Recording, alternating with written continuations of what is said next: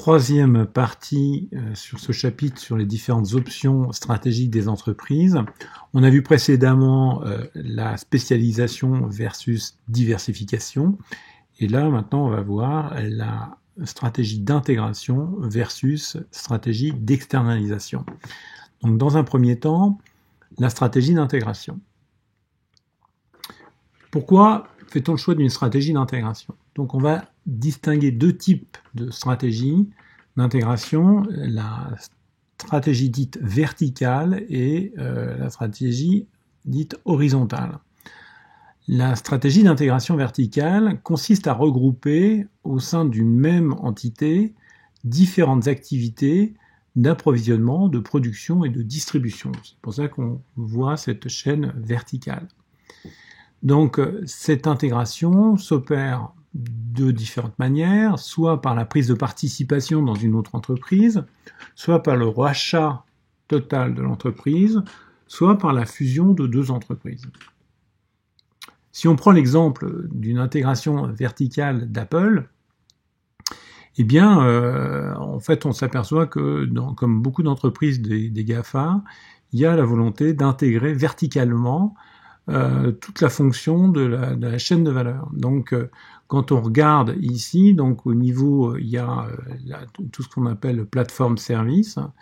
Ils ont aussi intégré tout ce qui est la logique au-dessus de mémoire, de stockage, que ce soit les images, les photos, les books, la musique. Donc là, on est tout sur la notion de content, le contenu.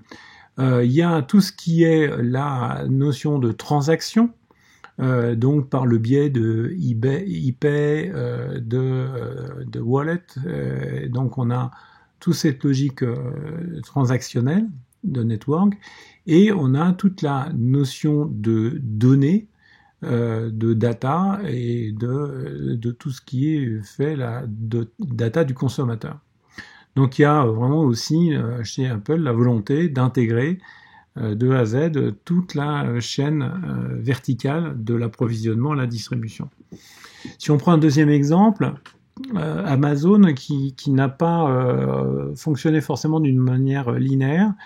Amazon, je rappelle qu'à l'origine c'était un libraire en ligne, donc ils vendaient du content, du contenu. Ensuite, ils ont développé un produit qu'on appelle le Kindle, qui permettait de télécharger des livres, là du coup, qui étaient des livres numérisés.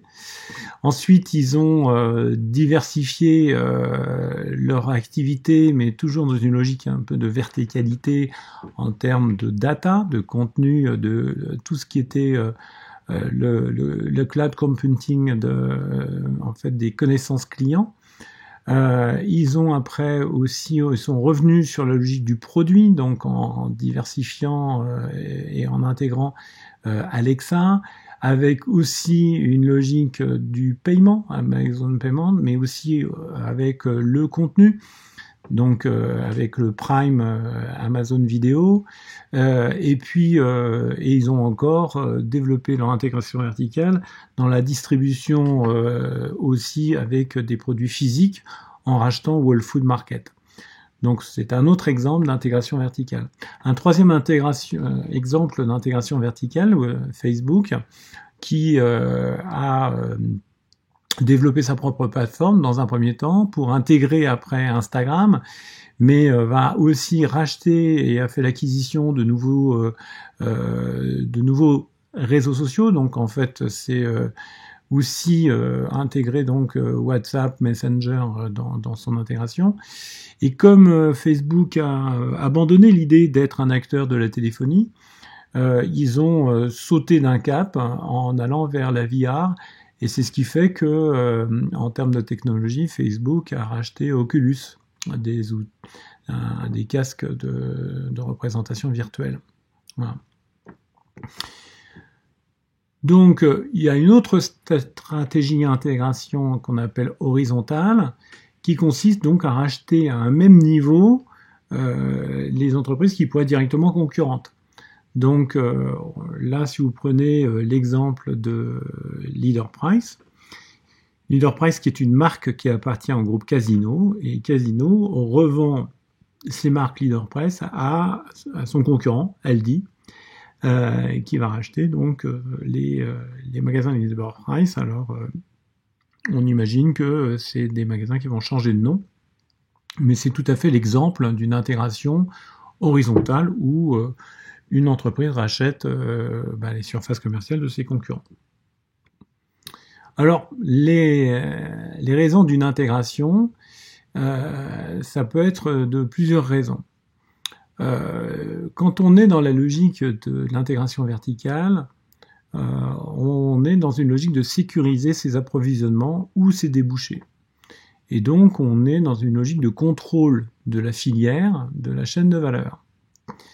C'est aussi la possibilité pour l'entreprise d'augmenter son pouvoir sur son marché, donc il va confirmer sa position dans le cas d'une intégration horizontale, mais où on peut aussi voir dans l'intégration verticale l'augmentation de son pouvoir de négociation et en diminuant le pouvoir de négociation des fournisseurs ou des clients. C'est-à-dire que là, on est plus fort face aux négociations.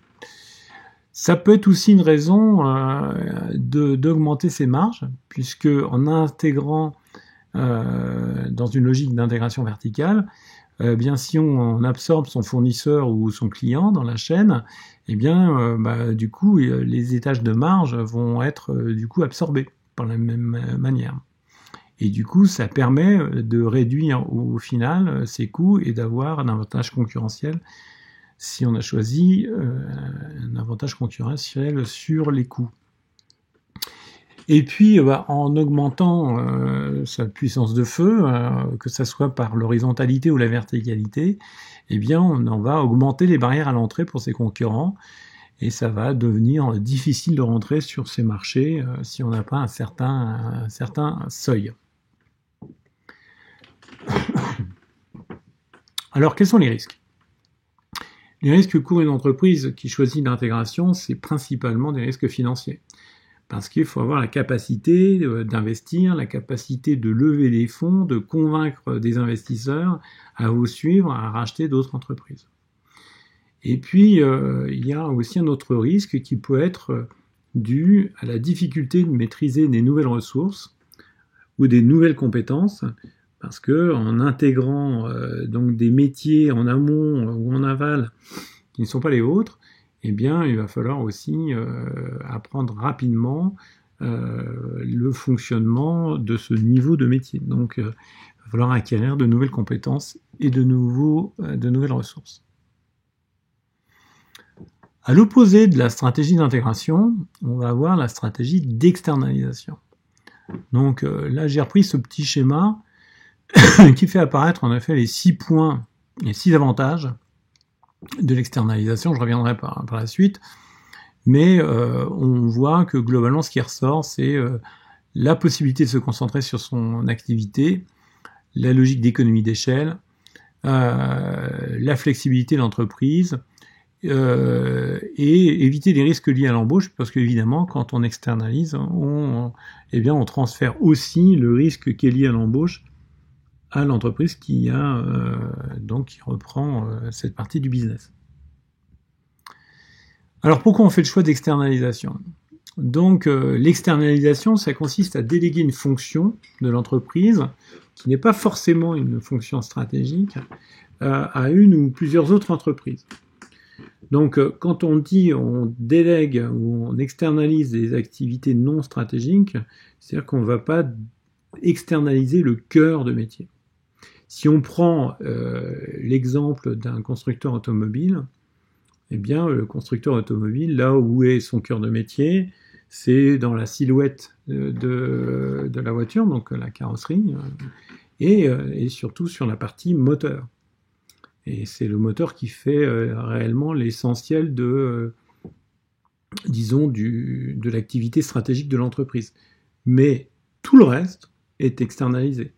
C'est-à-dire que les projecteurs de phare, les clignotants, les essuie-glaces, les fauteuils, tout le reste n'est pas central et c'est pas une activité stratégique, et donc la plupart des constructeurs automobiles ont externalisé toutes les pièces qui vont s'associer autour du moteur et de la carrosserie.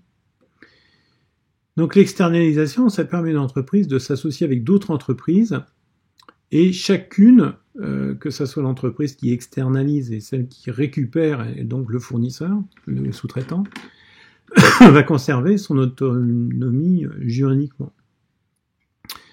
Donc c'est une association plus qu'une prestation de service, parce que c'est une association sur le long terme, et l'entreprise qui externalise va mettre en place des liens d'échange étroits avec ses prestataires extérieurs, puisque à partir du moment où elle externalise sa production, une partie de sa production, elle se rend quand même dépendante de son prestataire. Donc ça peut prendre plusieurs formes de contrats, les contrats de sous-traitance, de partenariat, ou on peut avoir aussi des GIE, ce qu'on appelle des groupes d'intérêt économique, et on peut même avoir hébergé au même endroit des filiales communes entre le sous-traitant et l'entreprise qui externalise. Alors les raisons de l'externalisation, ce qui peut pousser une entreprise à externaliser, c'est en effet de permettre du coup d'utiliser l'expertise de l'entreprise qui va récupérer cette sous-traitance. Parce que à partir du moment, si je prenais l'exemple pour revenir sur l'automobile, si Renault externalise la fabrication de ses projecteurs à Valeo ou de ses carburateurs, eh bien c'est parce que Valeo a développé une véritable expertise et ce qu'on appelle, c'est un équipementier qui va équiper aussi bien Renault que PSA, que différentes marques. Et ils sont devenus leaders dans leur domaine et experts dans ce qui concerne l'éclairage, par exemple. Autre raison d'externalisation, c'est de transférer des activités qui sont peu rentables et qui permettent une maîtrise des coûts. Et puis, ça permet de gagner de la souplesse, en fait, et on peut s'adapter aux modifications de la demande et donc et s'adapter plus facilement à la variabilité de l'activité. Alors, quels sont les risques ? Eh ben, quand on externalise une partie de sa production, on est en dépendance vis-à-vis de ses partenaires externes et au final, on n'a pas le contrôle sur toute la filière d'approvisionnement. Si votre fournisseur vient à avoir des problèmes de production, eh bien, ça va se répercuter sur votre propre système et votre propre système de production. Deuxième point, c'est la perte de la confidentialité des informations, puisque vous êtes obligé, en externalisant, de transférer une partie de votre savoir-faire et qui va être du coup partagé avec votre prestataire. Donc il convient de boucler les choses d'une manière, disons, juridique, d'une manière solide, pour pas que votre prestataire, votre fournisseur, devienne à un moment donné votre propre concurrent, puisqu'il sait du coup accaparer votre savoir-faire. C'est ce qui s'est passé entre Apple et Samsung. Apple utilisait déjà des composants informatiques de Samsung, mais à un moment donné, ils ont transféré un peu plus parce qu'ils avaient besoin d'avoir une augmentation de leur production suite à une demande très très forte, mais par ce biais-là, Samsung a pu acquérir un savoir-faire d'Apple, et ça lui a permis d'augmenter son propre niveau de fabrication de ses propres produits de Samsung. Ensuite, autre risque, c'est le coût social, qui est lié à la suppression de certaines activités au sein de l'entreprise.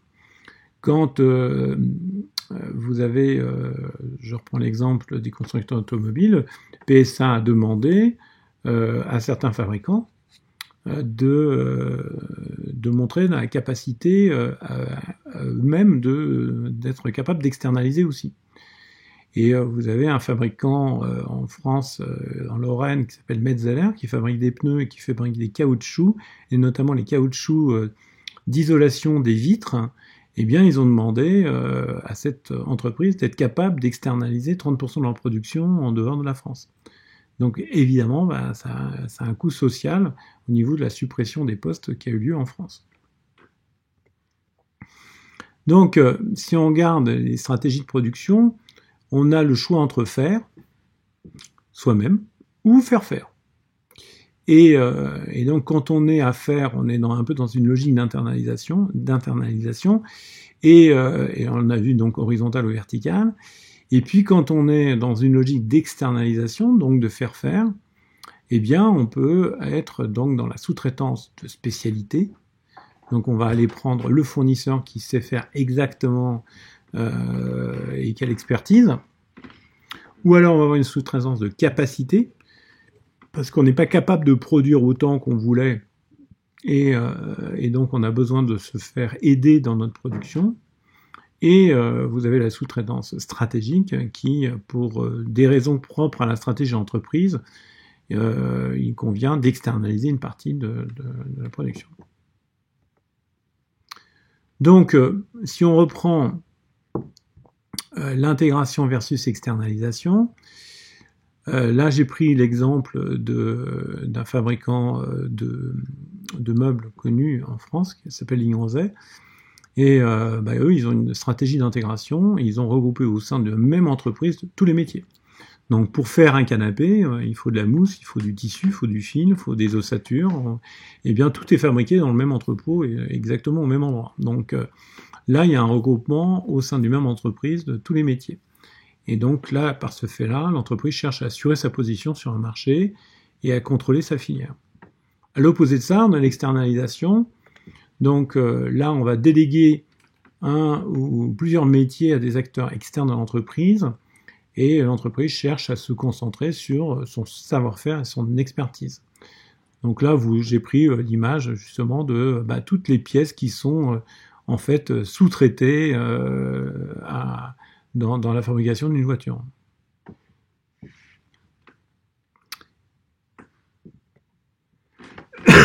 Donc si on résume, les principales options stratégiques pour les entreprises, c'est soit les stratégies de spécialisation versus stratégie de diversification, soit la stratégie d'intégration versus stratégie d'externalisation.